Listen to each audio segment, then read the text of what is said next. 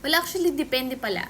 Kasi kung kayo yung nag-book ng ticket nyo, kung saan po kayo nag-book na platform or kung direkta kayo kay airline's website nag-book, kay airline po kayo contact to have your date of birth amended or corrected. Kasi if you book on a travel agency po or mga third-party travel agency, ganyan, or third-party website, sila yung kailangan mong kontakin kasi yung confirmation galing kasi sa kanila. Or dun ka kasi nag-book kaya sila dapat yung kontakin mo. And then, advice na na meron po kayong information correction lang.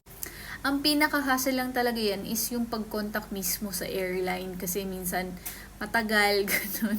Ang tagal naka-hold or ang tagal yung queuing. But anyways, it's just an easy fix kapag kayong mga ganyang very minor changes lang po. So, ayun lang. Thank you. Bye!